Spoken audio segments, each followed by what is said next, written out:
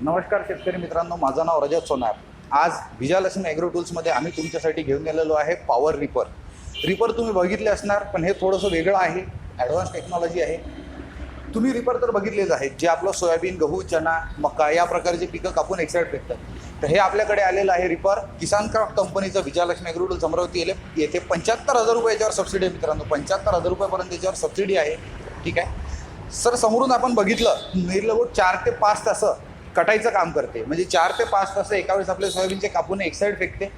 Standard धरायला गेलं तर जवळपास 4.5 फुटांची कटिंग याची एरिया राहतो। खाली इथे डबल बेल्टचा आपल्याला सपोर्ट असतो, डबल चेनचा सपोर्ट राहतो। आणि समोर ह्या ज्या भिंगऱ्या दिसतात, ह्या ज्या भिंगऱ्या दिसत आहेत, तर हे जे आहे तुमचे पीक कटल्यानंतर एका साईडला फेकण्यासाठी मदत करते।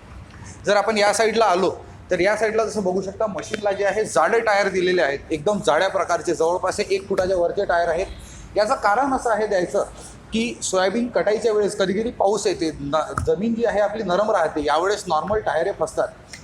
शेतकरी बांधवांना कुठल्याच प्रकारचा टायर फसू नये किंवा इझिली मशीन चालावी यासाठी हे जाड्या गेजचे आपण टायर दिलेले आहेत। इंजिनचं जर म्हणायचं झालं तर 5 HP पेट्रोल इंजिन याच्यामध्ये दिलेलं आहे। 5 HP made in India Kisan craft कंपनीचं पेट्रोल इंजिन याच्यामध्ये दिलेलं आहे। स्पेसिफिकली बोलायला गेलं तर हे इंजिन जे आहे आपलं अर्धा ते पाऊण लिटर ताशी याप्रमाणे, म्हणजे 1 तास चालवायला तुम्हाला अर्धा ते पाऊण लिटर फक्त पेट्रोलचा जो आहे खर्च येणार आहे।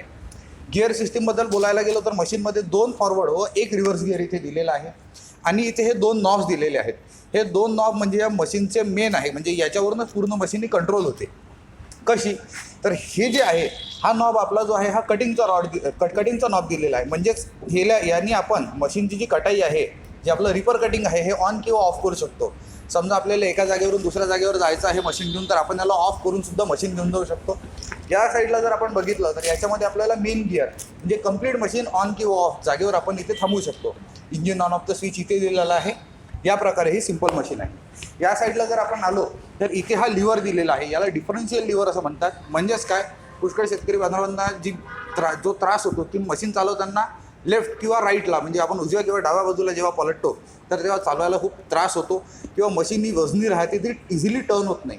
तर याच्यामध्ये मेन जे आहे डिफरन्शियल ट्रान्समिशन दिलेलं आहे। म्हणजेच काय, जर मी हा लिव्हर मशीन चालू असताना लेफ्ट दाबला, डाव्या हातावरचा जर लिव्हर दाबला तर मशीन ही लेफ्टला टर्न करेल, आणि जर राईट साईडचा दाबला म्हणजे उजव्या हातावरचा जर दाबला तर मशीन ही राईट साईडला टर्न करेल।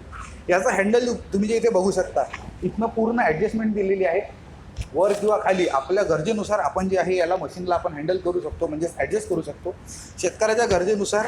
आणि सगळ्यात महत्त्वाचा विषय म्हणजे पुष्कळ शेतकऱ्यांचा असा प्रश्न राहतो की सोयाबीनसाठी ही मशीन चालत नाही, तर तुम्हाला सांगू इच्छितो हे शॉर्ट क्रॉप रिपर आहे। शॉर्ट क्रॉप रिपर म्हणजे काय की जे कमी उंचीचे पिकं आहेत त्यांच्यासाठी हे खास बनलेलं आहे। तर अशाच मशिनरीसाठी याच प्रकारचे इतरत्रही आम्ही तुमच्यासाठी मॉडेल्स आणत राहतो, वेगवेगळ्या प्रकारची मशिनरी आणत राहतो। बघण्यासाठी खाली दिलेल्या नंबरवर नक्की संपर्क करा, आमच्या चॅनलला सबस्क्राईब करा। धन्यवाद।